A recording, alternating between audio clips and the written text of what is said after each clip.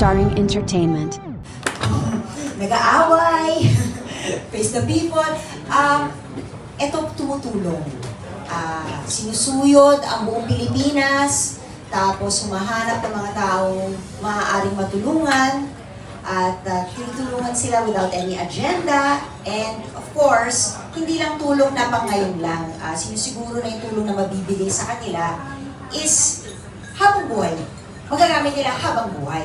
So as a host of a program like this, syempre grateful ako for the opportunity.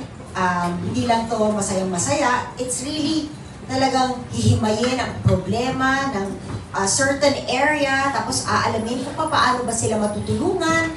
Hindi po kami nagmamagaling. Talagang bumaharap kami ng tamang solusyon. Dinidiscuss namin ni Manoy with our experts kung paano ba talaga sila matutulungan. And I'm just there actually to help them get to that decision. So, it's really something I am grateful na I am a part of. Kasi, while we've done a couple of episodes na na-realize ko na there's change. Mapapalitan talaga yung kind of life na mabibigay sa mga tao dito. And I want to be a part of that. And I'm happy to be a part of that. Alright, research ang galing sa puso ng programa, no? Yes. I'm so excited for this. Punta naman po tayo kay Miss Sherilyn at kay Pat, kasi ang rinig ko, you will be the ones on site at talagang nandun kayo. Tell us about that without giving much away. Kwento niyo naman sa amin yung experience nun. Actually, kakarating ko lamang po galing Guimaras, amoy Guimaras. Dagat pa po ako, hindi po mangga. Napakasarap po ng napakasarap ng experience, napakasarap ng pakiramdam. Sa bawat lugar po na aking nililisan, ang akala po nila, sila po lang ang natulungan. Pero sa totoo po, kaming lahat, dito sa programa, baon din po namin ang napakagagandang aral na napupulot po namin sa kanila. Namumold po kami sa mga character na parang hindi namin ine-expect na magkakaroon kami, nagkakaroon ng awareness. Yung na-mention ko na to sa isa sa mga interview, yung yung puso ng bawat Pilipino, yung puso natin, talagang may kirot at lalabas po ang puso ng Pilipino sa bawat programa kung mapapanood niyo. Sa bawat episode na mapapanood niyo po. Ati? Agree ako dyan, Shay. Ito yung sa amin na para sa akin personally dahil first time ko ito. Kung noon ang nafe-feature ko ay pagkain, travel, ito buhay ng bawat kababayan natin. Pangalawa, I get to travel.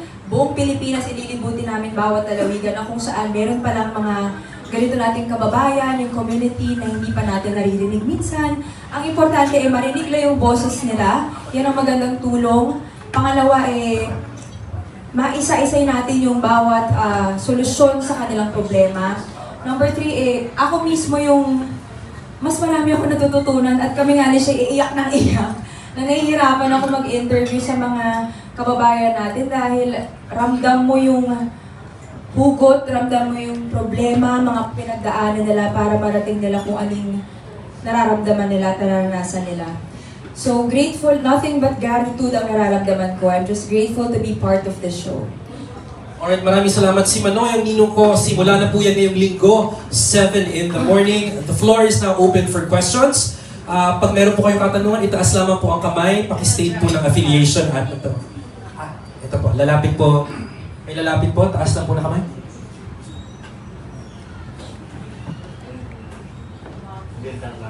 Ako si Robert ng Manila Bulletin.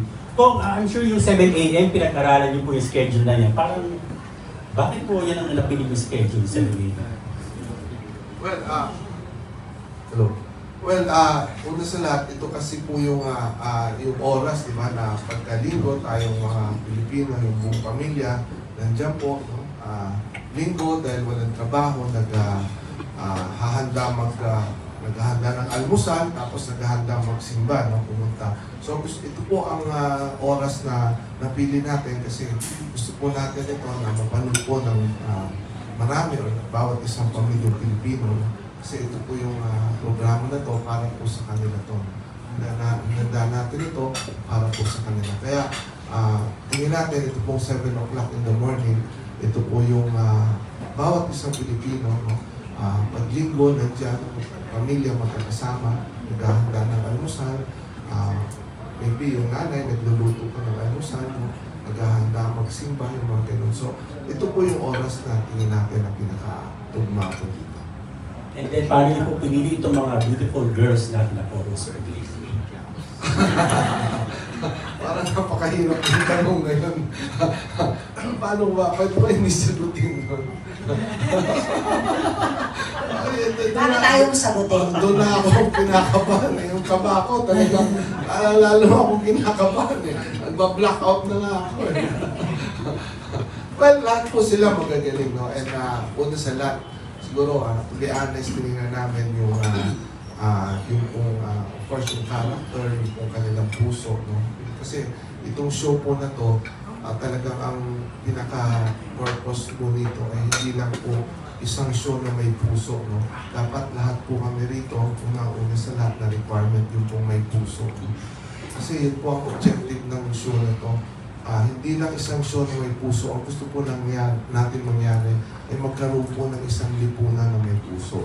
Lahat po tayo, lahat po, sana magkaroon po ng puso nito kasi doon po magsisimula. Yung tulong, yung gusto namin mangyari, diyan po magsisimula sa puso. Okay, last question po. Sa ating mga co-host, yung Patricia, yan kaya Sherry